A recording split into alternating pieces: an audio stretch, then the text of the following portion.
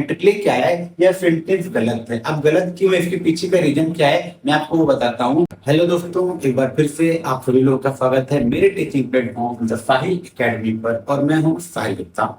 तो दोस्तों, जैसा कि हमारा सेंटेंस करेक्शन का एक सीरीज चल रहा है 5 मिनट के वीडियो में, तो आज के उसी सीरीज को हम आगे बढ़ाएंगे एक नए टॉपिक के साथ, एक नए रूल के साथ।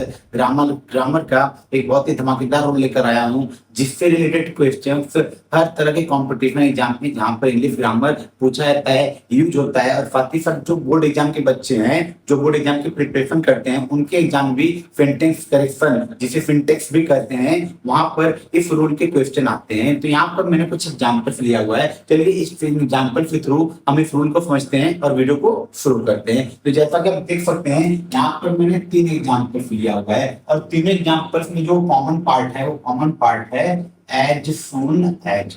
मतलब यहाँ पर तीनों ही सेंटेंस का प्रारंभ किससे हुआ है, एज सून एज से हुआ है। तो फर्स्ट मैं आपको बता दूं, एज सून एज का जो मतलब होता है, हिंदी में मतलब होता है, वो होता है जैसे ही या ज्यों ही। तो अगर मैं बात करूंगा सेंटेंस नंबर 1 की, अगर मैं आपसे पूछूं कि ये सेंटेंस है ये सही है या गलत है, यहाँ पर पूरा सेंटेंस लिखा हुआ है as soon as the teacher entered the class, comma है, then the students stood up. तो ये सेंटेंस सही है या गलत है, तो बहुत सारे स्टूडेंट्स इस सेंटेंस को सही समझते हैं, लेकिन ग्रामेटिकली क्या है, यह सेंटेंस गलत है। अब गलत क्यों है, इसके पीछे का रीजन क्या है, मैं आपको वो बताता हूँ। जब भी कोई भी इंग्लिश का सेंटेंस किससे स्टार्ट होता है, एज सून एज से स्टार्ट होता है, तो जनरली क्या होता है, इनमें 2 क्लॉज बनते हैं। एक क्लॉज जो एज सून एज के साथ होता है और दूसरा क्लॉज जो कॉमा के बाद शुरू होता है। तो जब भी एज सून एज वाला सेंटेंस होता है, वहां पर कॉमा के बाद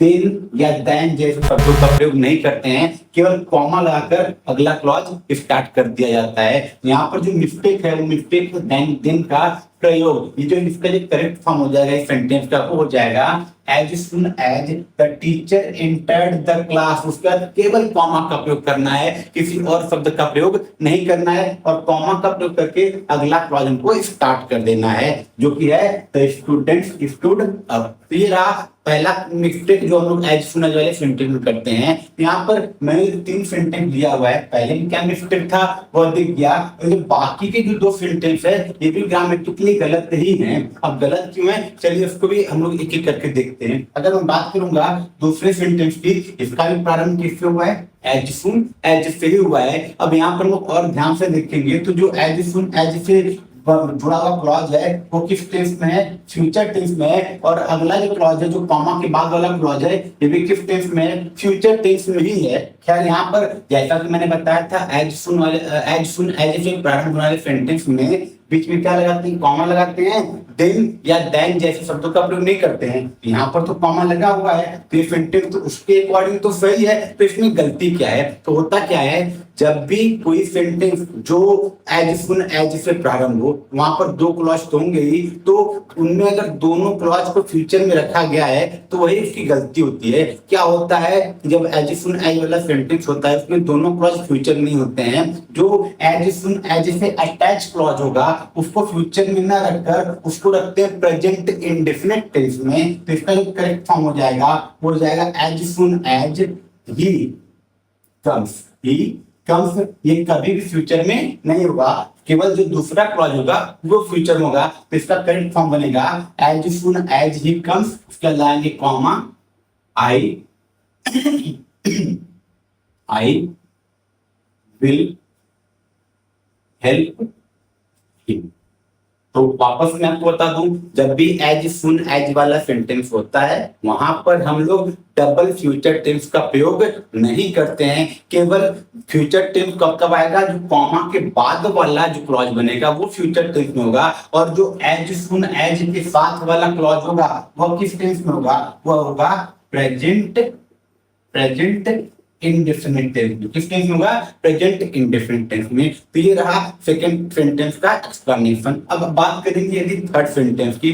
थर्ड सेंटेंस क्या लिखा हुआ है, as soon as the thief for the police, comma he runs away. तो यहाँ पर हमको दिख रहा है कि सर आपने जैसा बताया था एज सुन एज के बाद कॉमा लगना है सेकंड क्लॉज के पहले, तो लगा हुआ है। तो इसमें क्या मिस्टेक है? इसमें मिस्टेक ये है, अगर हम देखेंगे कि जो पहला वाला क्लॉज है, पहले वाले क्लॉज का जो टेंस है यहाँ पर सेकंड फॉर्म का प्रयोग किया गया है, और सेकंड फॉर्म का प्रयोग करने की वजह से पहले क्लॉज का टेंस हो गया है पास्ट इंडेफिनिट टेंस। अगर पहला क्लॉज पास्ट टेंस में होता है तो कभी भी दूसरा क्लॉज प्रेजेंट टेंस में नहीं होता है। और यहाँ पर हम देख सकते हैं कि जो दूसरा क्लॉज है यहाँ पे रम्स लिखा हुआ है, जो किस टेंस में आता है? जो आता है प्रेजेंट इंडेफिनिट टेंस में आता है, जो कि यहाँ पर यूज करना गलत है। पहला वाला क्लॉज पास्ट इंडेफिनिट में था, तो दूसरे वाले क्लॉज को पास्ट इंडेफिनिट टेंस में ही यूज करेंगे। इसका मतलब इसका जो करेक्ट फॉर्म होगा वो ये हो जाएगा एज सुन एज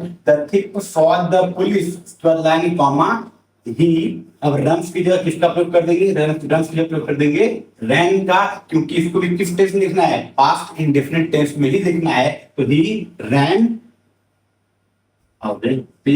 इस थर्ड वाले सेंटेंस का करेक्ट फॉर्म। तो आई होप आपको एज से रिलेटेड जो सेंटेंस हैं उसमें जो भी पॉसिबल मिस्टेक्स हैं उसको आपको समझ में आ गया होगा। आगे से आप इन गलतियों करने से बचेंगे। तो ये रहा आज का क्लास। अगले क्लास में हम लोग एज सुन एज के निगेटिव सेंटेंस को पढ़ेंगे कि किस प्रकार से एज सुन एज वाले वाक्यों को निगेटिव बदलते हैं और उसमें क्या पॉसिबल मिस्टेक्स होते हैं, उसे हम उस क्लास में सीखेंगे। तो इसी के साथ मैं आज के इस वीडियो को खत्म करता हूं। मिलते हैं नेक्स्ट वीडियो में, तब तक के लिए keep reading keep growing. Thank you.